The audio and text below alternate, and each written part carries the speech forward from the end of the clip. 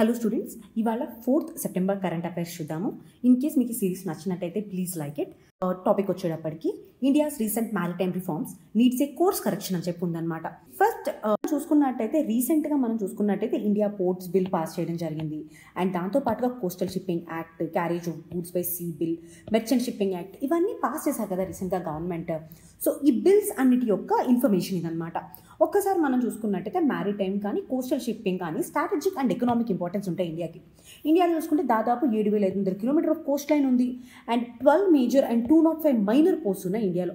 And ఇంకా exclusive economic zone వచ్చేటప్పటికి 2.02 million square kilometres ఉంది ఇండియాలో. అండ్ ఇంకా మ్యారిటైమ్ ట్రేడ్ చూస్తే 90% by volume and 70% by value అనేది ఉందన్నమాట. ఇండియా యొక్క ఎకానమీకి ఇది ఒక లైఫ్ లైన్ లాంటిది. And there are certain challenges, ఇవన్నీ డిస్కస్ చేసుకుందాం. సో ఫస్ట్ ఈ మ్యారిటైమ్ అండ్ వాటర్ మేనేజ్మెంట్లో ఉన్నటువంటి ఇష్యూస్. ఒకటి ఫ్రాగ్మెంటెడ్ గవర్నెన్స్ అనమాట. ఇక్కడ నేవీకి, కోస్ట్ గార్డ్కి అండ్ స్టేట్ మెరైన్ పోలీస్ ఉంటారు కదా. సో వీళ్ళ మధ్యలో ఉన్నటువంటి ఓవర్లాపింగ్ రోల్స్ అనేది one of the major issue. ఇక్కడ మనం చూసుకున్నట్టయితే నేవీ ఎక్కడ ఎక్స్క్లూజివ్ ఎకనామిక్ జోన్ తర్వాత నుంచి కంట్రోల్ చేస్తుంది. అండ్ 200 నాటికల్ మైల్స్ వరకు చూసుకున్నట్టయితే కోస్ట్ గార్డ్ పాట్రోలింగ్ చేస్తుంది. అక్కడ ఉన్నటువంటి యాక్టివిటీస్ని మానిటర్ చేసేది స్టేట్ పోలీస్ అనమాట.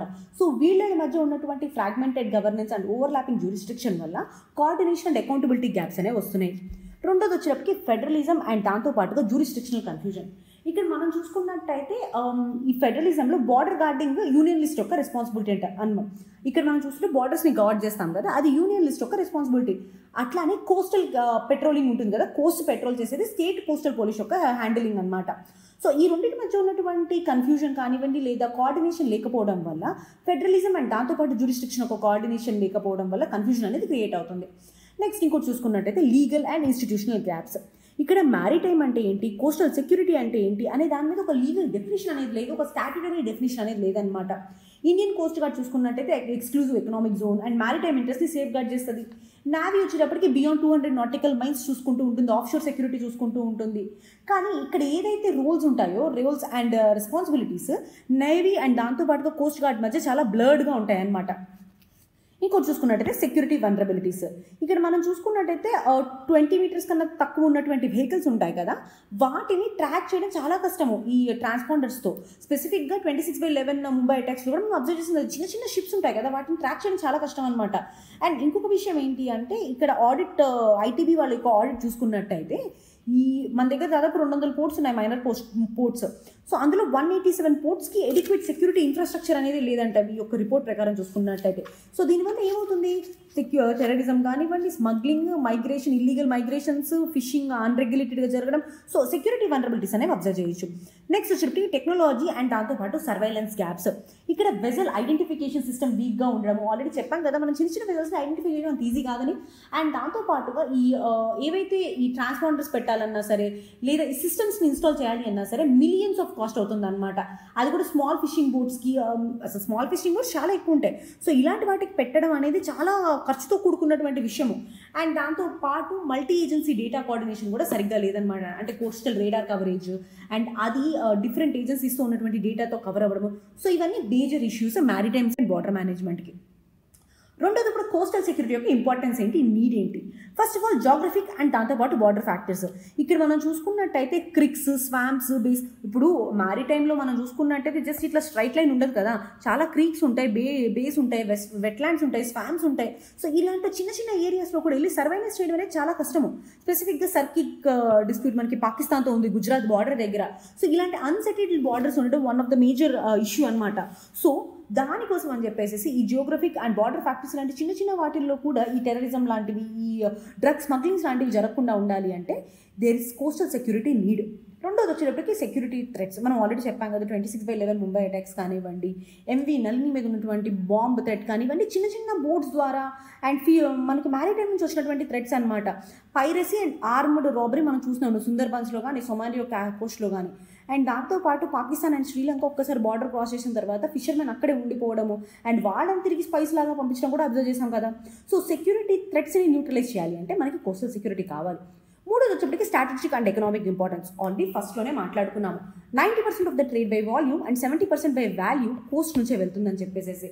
బాంబే హై ఆయిల్ ఫీల్డ్స్ కానివ్వండి, కల్పాకులం న్యూక్లియర్ ప్లాంట్ కానివ్వండి, స్పెషల్ ఎకనామిక్ జోన్స్ కానివ్వండి, పోర్ట్స్, రిఫైనరీస్, ఇవన్నీ మనకి కోస్ట్ మీద ఉంటాయి అనమాట. ఈ వైటల్ అసెట్స్ని కాపాడుకోవడం కూడా చాలా important. Next institutional gaps. Already చెప్పాం, ఐటీబీ ఆడిట్ ప్రకారం 200 పోర్ట్స్ చూసుకుంటే 187 పోర్ట్స్ దగ్గర సెక్యూరిటీ ఇన్ఫ్రాస్ట్రక్చర్ లేదు సరిగ్గా. సో ఈ week surveillance and poor inter agency coordination ఉండడం వల్ల ఇన్స్టిట్యూషనల్ గ్యాప్స్ ఉన్నాయి. సో ఇన్స్టిట్యూషనల్ గ్యాప్స్ని క్లియర్ చేయాలి అంటే కోస్టల్ సెక్యూరిటీ కావాలి మనకి. దాంతోపాటు రీజనల్ జియో పొలిటికల్ కన్సర్న్స్, ఇప్పుడు మాల్దీవ్స్తో శ్రీలంకలో ఉన్నటువంటి ఇన్స్టెబిలిటీ వల్ల ఈ స్పిల్ ఓవర్ రిస్క్స్ అనేవి ఇక్కడ కూడా పెరుగుతాయి అనమాట. మాల్దీవ్స్తో పొలిటికల్ టర్మాయిల్ ఉంది, అలానే శ్రీలంకలో ఎకనామిక్ అండ్ పొలిటికల్ డిస్ట్రెస్ ఉంది. సో ఇది ఇండియా యొక్క మ్యారిటైమ్ డొమైన్లో కూడా స్పిల్ ఓవర్ అవుతుంది, ఇన్ఫిల్ట్రేషన్ అండ్ ట్రాఫికింగ్ ఎక్కువ అవుతూ ఉంటాయి. సో ఇది కోస్టల్ సెక్యూరిటీ. సో ఇప్పుడు ఇనిషియేటివ్స్ ఏం తీసుకొచ్చాము ఈ కోస్టల్ సెక్యూరిటీ స్ట్రెంథనింగ్ అంటే, ఇన్ఫ్రాస్ట్రక్చర్ పరంగా ఏం చేసాం మనం. ఫస్ట్ సర్వైలెన్స్ ఇన్ఫ్రాస్ట్రక్చర్ కోసం ముంబై, కొచ్చి, విశాఖపట్నంలో జాయింట్ ఆపరేషన్ సిస్టమ్స్ సెంటర్స్ పెట్టడం జరిగింది. అండ్ దాంతోపాటుగా వెజల్ ట్రాఫిక్ మేనేజ్మెంట్ సిస్టమ్ అనమాట, షిప్ మూవ్మెంట్స్ని మానిటర్ చేయడానికి పెట్టడం జరిగింది.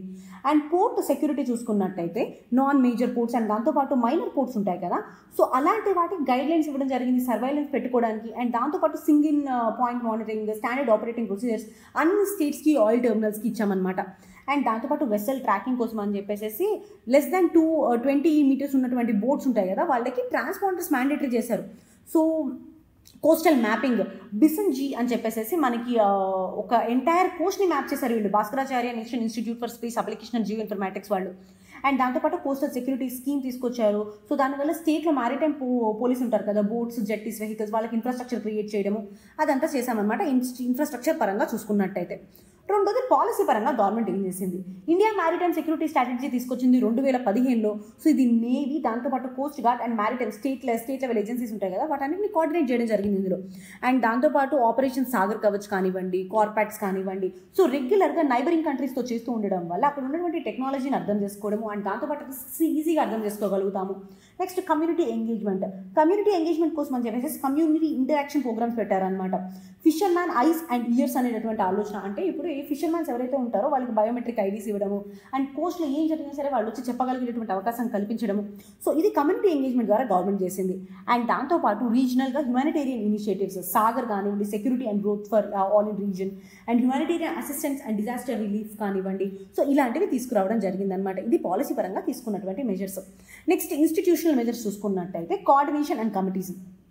ఇక్కడ national committee on strengthening maritime and coastal security వాళ్ళు ఉన్నారు. సో ఇది క్యాబినెట్ సెక్రటరీ దగ్గర ఉంటుందన్నమాట. వీళ్ళు టెర్రరిజం కానీ, పైరసీ కానివ్వండి, సో ఇలాంటి వాటికి ఎగనైస్డ్గా అండ్ దాంతోపాటు ఈ థ్రెట్స్ని యూటిలైజ్ చేయడానికి ట్రై చేస్తారు. అండ్ దాంతోపాటు మ్యారిటైమ్ డొమైన్ అవేర్నెన్స్ కోసం NC3I అనే నెట్వర్క్ అనమాట, అంటే national command control communication and intelligence network. And దాంతోపాటు information fusion centres Indian ocean రీజన్లో ఇంటెలిజెన్స్ షేరింగ్ అనేది డిఫరెంట్ కంట్రీస్ మధ్యలో చేసుకుంటాము. దాంతోపాటు కెపాసిటీ బిల్డింగ్ ఎలా చేస్తారు, maritime police forces capacity building programmes చేస్తారు. అండ్ ఇంకొకటి వచ్చేటప్పటికి ఇప్పుడు తీసుకొచ్చినటువంటి మ్యారిటైమ్ రిఫార్మ్స్ ఉన్నాయి కదా, వాటి యొక్క సిగ్నిఫికెన్స్ ఏంటి అని చూసుకుంటే, ఫస్ట్ ప్రీవియస్గా మనకి ఇండియన్ పోర్ట్స్ యాక్ట్ ఉంది 1908లో. సో ఈ యాక్ట్స్ని రీప్లేస్ చేసి కొత్త యాక్ట్స్ తీసుకురావడం అనమాట. ప్రెజెంట్ డే ట్రేడ్కి, సెక్యూరిటీకి, టెక్నాలజీతో ఇంటిగ్రేట్ అయ్యేటువంటి యాక్ట్స్ని తీసుకురావడం ఫస్ట్ థింగ్. రెండోది అలైన్మెంట్ విత్ గ్లోబల్ ప్రాక్టీసెస్. ఇప్పుడు ఇంటర్నేషనల్ మ్యారిటైమ్ ఆర్గనైజేషన్ ఉంది కదా, దాని యొక్క నార్మ్స్తో అలైన్ చేయడము అండ్ దాంతో పాటుగా ISM కోడ్స్ అంటారనమాట, అంటే international safety management codes, Marpol. So వీటన్నిటి యొక్క గ్లోబల్ బెస్ట్ ప్రాక్టీసెస్ తీసుకొని పెట్టడం జరిగింది. సో మనం చూసుకున్నట్టయితే India Hong Kong convention on ship and రీసైక్లింగ్లో పార్టీ. సో దానివల్ల షిప్ బ్రేకింగ్ ప్రాక్టీసెస్ సస్టైనబుల్గా చేయడం చేసాం మనము. నెక్స్ట్ మనం చూసుకున్నట్టయితే port operation, vessel registration and dispute settlement, ఇవన్నిటిని స్ట్రీమ్లైన్ చేసుకోవడము. అండ్ దాంతోపాటు చూసుకున్నట్టయితే సాగర్మాల వల్ల లాజిస్టిక్ కాస్ట్ దాదాపు 35,000 నుంచి 40,000 కోట్ల వరకు కట్ చేసాం యాన్యువల్గా మనం. అండ్ ఇంకోటి ఇంటిగ్రేటెడ్ ప్లానింగ్. ఇది చూసుకున్నట్టయితే స్టేట్ మ్యారిటైమ్ బోర్డ్స్ ఉంటాయి కదా, వాటిని సాగర్మాల అండ్ PM గతి శక్తితో ఇంటిగ్రేట్ చేయడము. ఇక్కడ మనకి కేరళలో డీప్ సీ పోర్ట్ ఉంది అండ్ దాంతోపాటు ముండ్రాలో మనకి గుజరాత్లో ఒక పోర్ట్ ఉందన్నమాట. వీటిని మల్టీ మోడల్ కారిడార్స్ ద్వారా గతి శక్తి ద్వారా కనెక్ట్ చేయడం వల్ల ఇంటర్లాండ్ కనెక్టివిటీ అనేది ఈజీ అయింది. నెక్స్ట్ వచ్చేటప్పటికి ఎక్స్పాండింగ్ డెఫినేషన్స్. ఇక్కడ ఆఫ్ షోర్ రిగ్స్ అనేటువంటి డెఫినేషన్ కానివ్వండి, లేదా బేర్ బోట్ చార్టర్ వెజల్స్ అని, సో ఈ డెఫినేషన్స్ని ఎక్స్పాండ్ చేయడం వల్ల సో ఓవరాల్గా సస్టైనబుల్గా ఈ మ్యారిటైమ్ సెక్యూరిటీని తీసుకురాగలుగుతున్నాము. ఒకటి వే ఫార్వర్డ్ ఏంటి అని చూద్దాము. మ్యారిటైమ్ అని పేరుతో గుర్తుపెట్టుకోండి. First of all ports, jetties, radar, సర్వేలెన్స్ని మోడర్నైజ్ చేయాలి. దాంతోపాటు అంటే advanced technology, drones, satellites, AI based tracking అనేది మనం తీసుకురావాలి. మూడోది రీఇన్ఫోర్స్ లాస్, ఆర్కి అంటే మ్యారిటైమ్ సెక్యూరిటీ అంటే ఏంటో డిఫైన్ చేయడము, అండ్ దాంతోపాటు navy, coast guard and police రూల్స్ని రీడిఫైన్ చేయడం అనమాట. ఆ తర్వాత ఐఏ వచ్చేటప్పటికి ఇంటిగ్రేట్ ఏజెన్సీస్, యూఎంటీసీ కానివ్వండి, అంటే యూనిఫైడ్ మ్యారిటైమ్ థియేటర్ కమాండ్ వాళ్ళు, అండ్ దాంతోపాటు నేషనల్ కోస్టల్ సెక్యూరిటీ వాళ్ళు. సో ఇలాంటి ఏజెన్సీస్ అన్నింటిని ఇంటిగ్రేట్ చేసుకోవడము, training police, fisherman and port staff, and దాంతోపాటు coastal infrastructure, fish landing centres and SPMs అంటారు అనమాట. ఎస్పీఎంస్ అంటే ఏంటి అంటే single point mooring protection stations అని చెప్పేసి, అండ్ మైనర్ పోర్ట్ సెక్యూరిటీ సిస్టమ్స్ని తీసుకురావడము, multi agency collaboration, navy, coast guard and police, customs వీళ్ళ యొక్క ఏజెన్సీ కోఆర్డినేషన్, అండ్ దాంతోపాటు ఫిషర్మెన్స్ అండ్ కమ్యూనిటీస్ని ఎంగేజ్ చేయడం మన గవర్నమెంట్. ఒక్కసారి మ్యారిటైమ్ సెక్యూరిటీ చూసుకున్నట్టయితే defensive, economic and geo political necessity ఇండియాకి. సో దీని బ్లూ ఎకానమీ సెక్యూర్ చేయాలన్నా, మ్యారిటైమ్ బార్డర్స్ని సెక్యూర్ చేయాలన్నా సరే, ఇండియా యొక్క నేషనల్ సెక్యూరిటీ అండ్ లీడర్షిప్ ఉండాలన్నా మ్యారిటైమ్ సెక్యూరిటీ చాలా ఇంపార్టెంట్. ఓకే, నెక్స్ట్ వచ్చేటప్పటికి షుడ్ రిజర్వేషన్స్ ఎక్సీడ్ 50% అని చెప్పేసి ఒక ఆర్టికల్ వచ్చిందనమాట. ఇది ఏంటి అంటే బీహార్లో తేజస్వి యాదవ్ గారు కాస్ట్ సెన్సస్ కండక్ట్ చేయాలి. కాస్ట్ సెన్సస్ కండక్ట్ చేసిన తర్వాత ఎస్సీ, ఎస్టీ, ఓబీసీ రిజర్వేషన్స్ ఉంటాయి కదా, వాటిని పెంచాలి అని చెప్పడం జరిగింది. సో అసలు రిజర్వేషన్ ఇండియాలో చూసుకున్నట్టయితే సోషల్ జస్టిస్కి ఇది ఒక టూల్. హిస్టారికల్ డిసడ్వాంటేజ్ ఏదైతే కమ్యూనిటీస్ ఫేస్ చేశాయో, ఫర్ ఎగ్జాంపుల్ ఎస్సీస్, ఎస్టీస్, ఓబీసీస్, వాళ్ళకి జస్టిస్ని, వాళ్ళకి ఈక్వాలిటీని ఇవ్వడానికి తీసుకొచ్చినటువంటిది ఈ రిజర్వేషన్స్ అనమాట. ఒకసారి కాన్స్టిట్యూషనల్ ప్రొవిజన్స్ చూసుకున్నట్టయితే article 15 it prohibits discrimination on the grounds of race, religion, caste, sex and place of birth.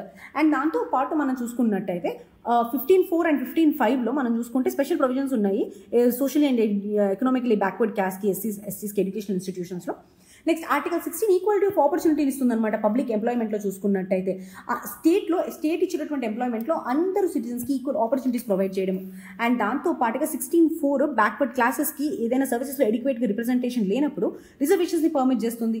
16(4)A and 16(4)B చూసుకున్నట్టయితే ఎస్సీ, ఎస్టీస్ అండ్ దాంతోపాటు క్యారీ ఫార్వర్డ్ ఏవైతే ఉంటాయో వాటిల్లో రిజర్వేషన్స్ని, ప్రమోషన్స్ రిజర్వేషన్స్ని చెప్తుంది 16(4)A అండ్ 4B.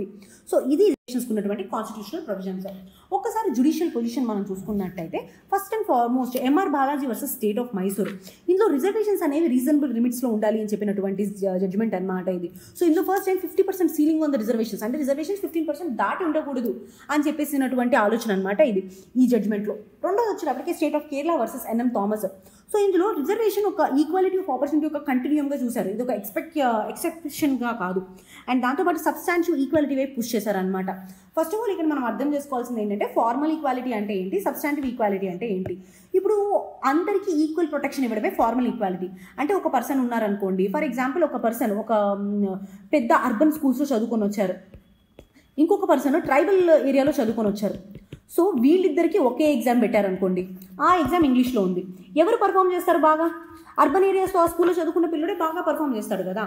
సో ఇక్కడ ఫార్మల్ ఈక్వాలిటీ ఏం చెప్తుంది అంటే వీళ్ళిద్దరికి ఈక్వల్ ఆపర్చునిటీ ఇవ్వడం గురించి చెప్తుంది అనమాట. వీళ్ళిద్దరికి నేను ఎగ్జామ్ కండక్ట్ చేశాను కదా అని చెప్తుంది. కానీ సబ్స్టాంటివ్ ఈక్వాలిటీ ఏం చెప్తుందో తెలుసా? ఇప్పుడు అర్బన్ ఏరియా నుంచి ఒక పర్సన్ వచ్చాడు, అతను ఆల్రెడీ ఇంగ్లీష్లో చదువుకొని ఉంటాడు. సో అతనికి ఇంగ్లీష్ ఈజీ అవుతుంది ఎగ్జామ్ రాయడానికి. ఇదే ఈ ట్రైబల్ ఏరియాలో వచ్చినటువంటి పర్సన్, అంటే ఇతని యొక్క డిసడ్వాంటేజ్ ఏంటి? ఇంగ్లీష్ సరిగ్గా రాకపోవడం. సో ఈ ట్రైబల్ ఏరియా నుంచి వచ్చినటువంటి పర్సన్ ఉన్నారు కదా, ఆయనకి ఎట్లా జస్టిస్ చేయగలుగుతారు, ఆయనకి ఎట్లా ఈక్వాలిటీ తీసుకొస్తారంటే రిజర్వేషన్స్ ద్వారా అనమాట. సో ఈ టైప్ ఆఫ్ ఆలోచన, అంటే ఒక లెవెల్ ప్లేయింగ్ ఫీల్డ్ అందరికీ క్రియేట్ చేయాలి అని చెప్పేది సబ్స్టాంటివ్ ఈక్వాలిటీ. సో ఇక్కడ state of Kerala versus NM Thomas కేసులో సుప్రీంకోర్టు సబ్స్టాంటివ్ ఈక్వాలిటీ గురించి చెప్పింది. And next most important case Indra Sawhney case అనమాట. సో ఇక్కడ ఓబీసీ కోట 27% అప్లై చేసింది, కానీ మళ్ళీ చెప్పింది అనమాట రిజర్వేషన్కి 50% క్యాప్ ఉండాలి, బట్ ఎక్స్ట్రాడినరీ సిచ్యువేషన్స్లో యూ క్యాన్ ఎగ్జామ్ట్ అని చెప్పేసి. నెక్స్ట్ జనహిత్ అభియాన్ కేసు 2022లో వచ్చింది. ఆ టైంలో ఈడబ్ల్యూఎస్ కోటా గురించి అనమాట. ఈడబ్ల్యూఎస్ కోటా 10% రిజర్వేషన్ అని అప్హోల్డ్ చేసింది ఇందులో. ఇక్కడ మనం చూసుకున్నట్టయితే ఈ 50% రిజర్వేషన్ ఏదైతే ఉందో అది ఓన్లీ బ్యాక్వర్డ్ క్లాసెస్కి అనమాట. అంటే ఇప్పుడు మొత్తం పూల్ తీసుకున్నాం అనుకోండి, 50% రిజర్వేషన్ 100 సీట్స్ ఉన్నాయి, 50% రిజర్వేషన్ ఎస్సీ, ఎస్టీ అండ్ ఓబీసీస్కి ఉన్నాయి. అండ్ దాంతోపాటు ఇప్పుడు 10% రిజర్వేషన్ ఉంది ఏదైతే ఉందో అది ఈడబ్ల్యూఎస్కి ఉంది కదా. సో ఓవరాల్గా రిజర్వేషన్ కేటగిరీ ఎంత ఉంది? 60% అయిపోయింది మొత్తం మనం చూసుకున్నట్టయితే. సో ఈ 50% రిజర్వేషన్ ఏదైతే ఉందో అది ఓన్లీ బ్యాక్వర్డ్ క్లాసెస్కి అని చెప్పింది మనకి జనహిత్ అభియాన్ కేసు. అండ్ తర్వాత state of Punjab versus Ravinder Singh case. ఇందులో కూడా ఏంటి అంటే ఈ ఎస్సీ ఎస్టీ రిజర్వేషన్ ఓకే, కానీ క్రీమీ లేయర్స్ ఉండాలి కదా ఇందులో కూడా. అంటే ఫర్ ఎగ్జాంపుల్ ఒక పర్సన్ ఉన్నారు ఎస్సీ నుంచి, వాళ్ళ పేరెంట్స్ ఒక ఐఏఎస్ ఐపీఎస్ అయి ఉంటారు, వాళ్ళు మళ్ళీ రిజర్వేషన్స్ అవైల్ చేసుకోవడంలో ఏం లాభం ఉంటుంది? వాళ్ళు ఆబ్వియస్లీ మంచి స్కూల్స్లో చదువుకుని ఉంటారు, ఒక ఐఏఎస్ కొడుకు ఐపీఎస్ కొడుకు అంటే. సో మళ్ళీ వాళ్ళకు కూడా ఈ రిజర్వేషన్ వచ్చినట్టయితే అది అన్ఫేర్ అడ్వాంటేజే కదా వాళ్ళకి. సో దానికోసం క్రీమీ లేయర్ని సజెస్ట్ చేసింది state of Punjab versus Ravinder Singh case. Next మనం ఫస్ట్ ఆఫ్ ఆల్ ఎగనెస్ట్ కాదు, మనం ఫస్ట్ ఆర్గ్యుమెంట్స్ ఏంటి 50% రిజర్వేషన్కి అని చెప్పి చూసుకుంటే, first equality for under served groups. ఇక్కడ ఏంటి అంటే 50% రిజర్వేషన్ ఉండడం వల్ల క్యాప్ ఈ అండర్ సర్వ్డ్ గ్రూప్స్ ఉంటాయి కదా, అంటే ఇప్పుడు మెరిట్ బేస్డ్ ఆపర్చునిటీ, ఇప్పుడు ఫర్ ఎగ్జాంపుల్ 50% రిజర్వేషన్ ఉందనుకుంటే కనీసం 50% అయినా ఓపెన్లో ఉంటుంది కదా. సో ఓపెన్లో ఉండడం వల్ల మెరిట్ బేస్డ్ పీపుల్ బయటకు వస్తారు అనేది ఫస్ట్ ఆలోచన అనమాట. అండర్ సర్వ్డ్ గ్రూప్స్కి ఈక్వాలిటీ ఉంటుంది, మెరిట్ బేస్డ్ ఆపర్చునిటీస్ని సేఫ్ గార్డ్ చేస్తుంది అని చెప్పేసి. రెండోది వచ్చేప్పటికి క్యాస్ట్ బేస్డ్ పాలిటిక్స్ని ఆపుతుంది అనమాట. ఇక్కడ చాలాసార్లు చూసుకున్నట్టయితే మరాఠాస్ కానీ మాకు రిజర్వేషన్ కావాలనడం కానివ్వండి, బీహార్లో 85% కోటా కావాలి రిజర్వేషన్ అని చెప్పేసి. సో బేసిక్గా రిజర్వేషన్ అడ్డం పెట్టుకుని ఒక క్యాస్ట్ బేస్డ్ పాలిటిక్స్ అనేవి చేస్తున్నారు. సో ఆ క్యాస్ట్ బేస్డ్ పాలిటిక్స్ని ప్రివెంట్ చేస్తాము. అండ్ మూడోది వచ్చేటప్పటికి మెరిటోక్రసీ అండ్ ఎఫిషియన్సీ. ఇప్పుడు రిజర్వేషన్స్ ఇవ్వడం సోషల్ జస్టిస్ అండ్ ఈక్వాలిటీలో భాగం, దాంతో పాటు మెరిటోక్రసీని కూడా మనం కాపాడుకోగలగాలి. మెరిటోరియస్ పీపుల్ మనతో పాటు సర్వీసెస్లో ఉన్నప్పుడే మనం ఇంకా ముందుకు వెళ్ళగలుగుతాం, డెవలప్ అవ్వగలుగుతాం కదా. So social justice and meritocracy రెండింటిని కాపాడుకోగలగాలి. అందుకే బాలాజీ గారి కేసులో మనం చూసుకున్నట్టయితే ఇక్కడ రీజనబుల్ లిమిట్స్ అనేవి ఉండాలి అని చెప్పడం జరిగింది. అండ్ తర్వాత వచ్చినప్పటికీ జ్యుడిషియల్ లెజిటమసీ. ఇక్కడ మనం చూసుకున్నట్టయితే ఇందిరా షానీ కేసులో 50% క్యాప్ అనేది ఉంది కదా. సో ఇదొక యూనిఫామ్ బెంచ్ మార్క్ అయిందనమాట. అంటే 50% మాత్రం రిజర్వేషన్లో 50% ఓపెన్లో ఉండాలి అని చెప్పేసి. జ్యుడిషియరీ పరంగా కూడా లెజిటిమసీ ఉంటుంది 50% రిజర్వేషన్ ఉన్నప్పుడు. అండ్ దాంతో పాటు రిజర్వేషన్ ఇన్ఫ్లేషన్ని ప్రివెంట్ చేస్తుంది. ఇప్పుడు ఈ రిజర్వేషన్ అనేది ఎక్కువైనప్పుడు ఓపెన్ కేటగిరీలో ఉన్నటువంటి వారికి డిసడ్వాంటేజ్ ఉంటుంది కదా. సో ఇలాంటి డిసడ్వాంటేజ్ లేకుండా ఉండాలి అంటే 50% ఉండడం కరెక్ట్ అని చెప్పేటటువంటి ఆర్గ్యుమెంట్స్ అంటే. సో ఇప్పుడు 50% రిజర్వేషన్కి ఎగనెస్ట్గా ఉన్నటువంటి ఆర్గ్యుమెంట్స్ ఏంటి? నెక్స్ట్ వచ్చేటప్పటికి arguments against this 50% cap on reservation. First demographic reality కనుక చూసుకున్నట్టయితే ఎడ్యుకేషనలీ బ్యాక్వర్డ్ క్యాస్ట్ కానీ ఎస్సీ ఎస్టీస్ కానీ ఓవరాల్గా 65 నుంచి 70% ఆఫ్ ద ఇండియన్ పాపులేషన్ ఉన్నారు. మండల్ కేసులో కానివ్వండి, క్యాస్ట్ సర్వీస్లో కానీ చెప్పింది ఇది. ఇప్పుడు వీళ్ళందరినీ 50% రిజర్వేషన్లోకి తీసుకురావడం ఎంతవరకు ప్రపోర్షనేట్ అని చెప్పేసి క్వశ్చన్ అనమాట. డెమోగ్రఫిక్ రియాలిటీకి అనుగుణంగా రిజర్వేషన్ ఉండాలి అని చెప్పేటటువంటి ఆర్గ్యుమెంట్ ఫస్ట్. రెండోది substantial equality versus formal equality. So ఇప్పుడు ఈక్వల్ ట్రీట్మెంట్ ఇస్తాను అంటే సెంచరీస్ నుంచి కొనసాగుతున్నటువంటి సోషల్ ఎక్స్క్లూజన్ ఏదైతే ఉందో అది అండు అవ్వదు కదా. సో ఎన్ఎం థామస్ గారి కేసులో కూడా చెప్పింది ఏంటి అంటే రిజర్వేషన్స్ ఈక్వాలిటీలో part, they are not exception of it అని చెప్పడం జరిగిందనమాట. ఆ తర్వాత ఈడబ్ల్యూఎస్ కోటా ప్రెసిడెంట్ జనహిత్ అభియాన్లో ఈడబ్ల్యూఎస్ కోటాని మనం అప్పీల్ చేయడం జరిగింది. సో ఆల్రెడీ 50% ఇప్పుడు రిజర్వేషన్ బ్రీచ్ అయిపోయింది, ఇప్పుడు 60% ఉందన్నమాట. సో ఈ 50% క్లెయిమ్ ఏదైతే మనకి ఇందిరా షానీ కేసులో కానీ క్యాప్ పెట్టామో అది ఇప్పుడు ఆల్రెడీ ఇన్వాయిలబుల్ అయిపోయింది కదా. నెక్స్ట్ వచ్చేటప్పటికి మనకి రీజనల్ వేరియేషన్స్. కొన్ని స్టేట్స్లో ఓబీసీ ఎస్సీ ఎస్టీ పాపులేషన్స్ ఉంటారు కదా, వాళ్ళు హయ్యర్ కోటాస్ని సీక్ చేస్తూ ఉంటారనమాట. అంటే ఎక్కువ మంది ఉన్నటువంటి స్టేట్స్లో ఇక్కడ మనం చూసుకున్నట్టయితే తమిళనాడులో మనం చూసుకుంటే 9th షెడ్యూల్లో 64% రిజర్వేషన్స్లో ఉంటారు. కర్ణాటక అండ్ హర్యానా సర్వీస్ కూడా మనకి ఇదే చెప్తున్నాయి. అంటే మోర్ దెన్ 50% ఎక్కువ మంది మాకు ఓబీసీ ఎస్సీ ఎస్టీస్ ఉన్నారు అన్నప్పుడు వాళ్ళకి రిజర్వేషన్ ఎక్కువగా ఉండాల్సి ఉంటుంది కదా. అండ్ ఇంకొకటి ఏంటి అంటే అన్ఫిల్డ్ సీట్స్ ఆర్గ్యుమెంట్. ఇప్పుడు సెంట్రల్ కోటాలో 59.5% వరకు ఉన్నా సరే అందులో 40 to 50% ఆఫ్ ద సీట్స్ వేకెంట్గానే ఉన్నాయి. కోటాస్ ఎక్స్పాండ్ చేసినా సరే ఇంప్లిమెంటేషన్ గ్యాప్స్ అనేవి ఉంటూనే ఉన్నాయి. So where is the real access అనేది అనమాట. ఇక్కడ మనం చూసుకున్నట్టయితే ఇంకొకటి ఈ రిజర్వేషన్ పాలసీలో ఉన్నటువంటి కీ ఇష్యూస్ ఏంటి అంటే first of all unequal distribution of the benefits. Rohini కమిషన్లో కూడా ఇదే చెప్పారు. ఇక్కడ మనం చూసుకుంటే ఓబీసీ కోటా ఉంది, 97% of the OBC quota only 25 dominant caste cover చేస్తున్నారు కదా. అట్లానే ఎస్సీ ఎస్టీలో కూడా సబ్ క్యాస్ట్ చూసుకున్నట్టయితే డామినెంట్ క్యాస్ట్ ఎవరైతే ఉన్నారో వాళ్ళే ఎక్కువగా తీసుకుంటున్నారు. ఇక్కడ already Malas versus Madigas debate అనేది నడుస్తూనే ఉంది. సో బెనిఫిట్స్లో రిజర్వేషన్లో ఉన్నా సరే there are unequal distribution of the benefits అనమాట. రెండోది creamy layer debate. Indira Sawhney కేసులో ఈ క్రీమీ లేయర్ కాన్సెప్ట్ని ఇంట్రడ్యూస్ చేశారు ఓబీసీస్కి, అది కూడా 8 lakh లిమిట్తో.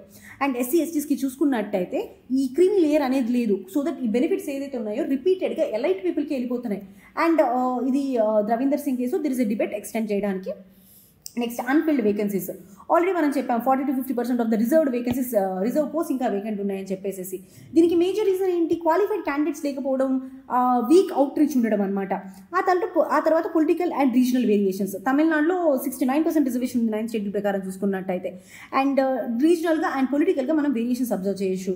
And private sector exclusion. ఇక్కడ reservation only government jobs and education మాత్రం ఇవ్వడం జరుగుతుంది.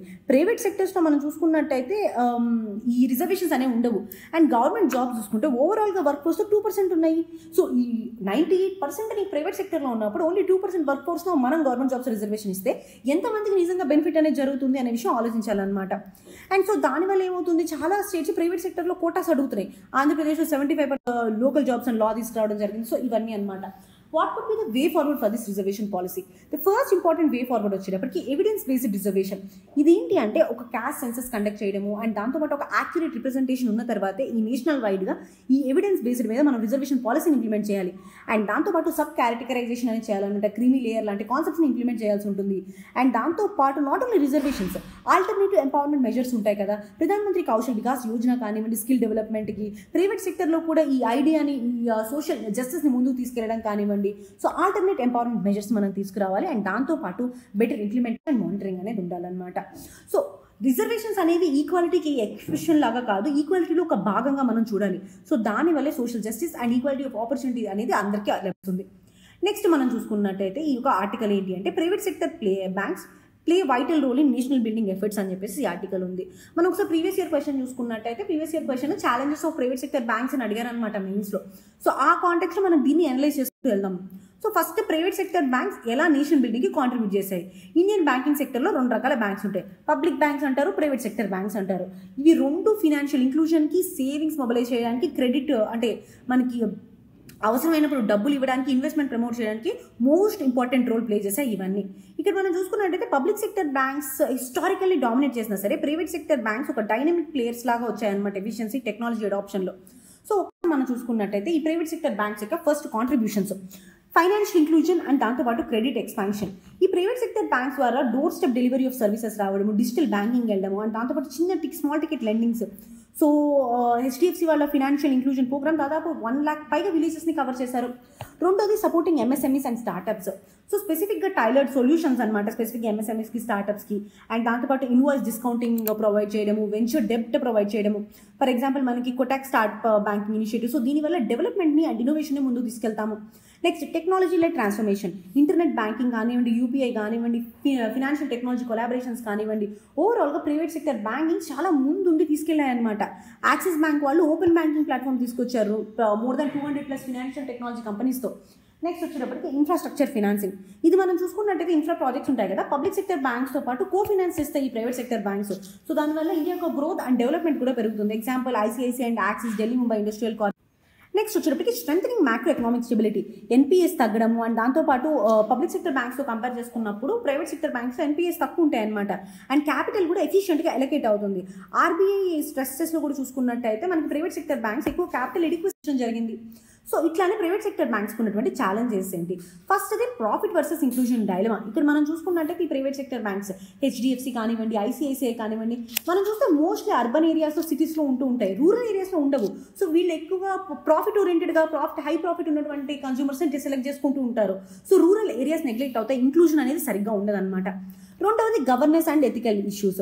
ఇక్కడ ప్రైవేట్ సెక్టర్ బ్యాంకింగ్ కానీ ప్రైవేట్ సెక్టర్ కానీ ఎప్పుడైనా సరే గ్రోత్ అండ్ అగ్రెసివ్ గ్రోత్ గురించి ఆలోచిస్తుంది అనమాట. సో దానివల్ల లెండింగ్ ప్రాక్టీసెస్ రిస్కీగా ఉంటాయి, ఓవర్ సైట్ అనేది చాలా వీక్గా ఉంటుంది. సో దీనివల్లే కదా ఎస్ బ్యాంక్ క్రైసిస్ వచ్చింది, IL and FS default cases ఇవన్నీ.